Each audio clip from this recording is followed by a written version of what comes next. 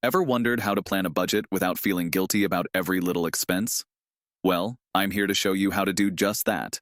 By the end of this video, you'll have a guilt-free budgeting strategy that actually works, and I'll reveal the one thing that most budgeting advice leaves out, something crucial you need to know before you start. First things first, budgeting isn't about being restrictive or making you feel bad about spending. The reality is, the best budget is the one that doesn't make you feel like you're sacrificing everything you enjoy. The problem with traditional budgeting is it often comes with guilt. You're told to cut everything fun out of your life and just save, save, save. But the truth is, if your budget doesn't allow room for fun and flexibility, it's not sustainable. It's not just about numbers, it's about creating a lifestyle that you can live with and enjoy. Now, let's talk about your mindset before you dive into planning. When you're setting up a budget, the first thing you need to do is get clear on what your goals are. And not just vague goals like save money. Be specific. Do you want to pay off debt? Save for a vacation? Maybe even build up an emergency fund? When you start with a goal in mind, budgeting becomes a tool to get you there. Without that clarity, your budget will feel aimless, which is a surefire way to feel guilty when you make any kind of purchase. The next step is to track your spending. No, seriously, you need to track it. And I know, it sounds boring, but here's the thing. Once you get a real look at where your money is going, you'll see patterns that you didn't even know existed. And guess what?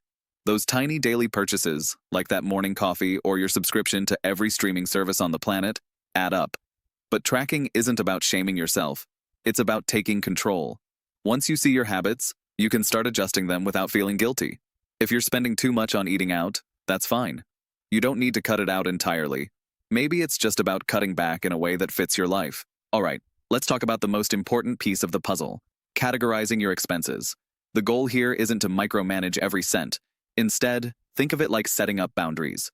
You're going to create categories that give you permission to spend freely without guilt. Create 3 categories: needs, wants, and savings. Your needs are things you can't live without: rent, utilities, groceries. Wants are things that bring you joy but aren't necessary: dining out, Netflix, those shoes you don't really need. And savings is your future self, the money you set aside for emergency funds, retirement, and bigger goals. The key is to find a balance. As long as you're putting money into savings first, you're setting yourself up for financial success without cutting out all the fun stuff. Let's take a moment to talk about your savings goals. This is where most people get it wrong. They set a huge, unrealistic goal, like, I'm going to save $10,000 by the end of the year, without breaking it down into manageable chunks. That's why they end up frustrated and abandon the budget altogether. You need to break down your savings into monthly or even weekly targets. Start small. Maybe it's $100 a week. When you start small and work up, you don't feel that pressure that leads to guilt. You also build momentum, which is key. Now, I need to address something most budgeting advice skips over. While many people recommend using budgeting apps, here's a little secret. I don't always recommend them. I've tested most of them, and while they can be useful, they're often more complex than they need to be. Instead, I'd suggest keeping it simple with a basic spreadsheet or even a notebook. The reason? You don't need the bells and whistles. You need clarity and ease. The moment you make budgeting complicated, you lose the motivation to keep it up. And trust me, I've seen clients struggle with this. Lastly, the #1 tip to avoid guilt in your budget? Don't deprive yourself. If you love eating out or getting coffee from your favorite cafe, it's okay to spend on those things.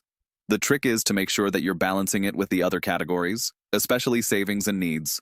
Guilt-free budgeting isn't about cutting out your desires. It's about creating a system where you feel empowered to spend on what matters without feeling overwhelmed or guilty. If you found value in this video and want more tips that aren't tied to hidden affiliate commissions or shady deals, make sure to hit that subscribe button. You deserve content that's honest and actually helps you build a budget that works for you.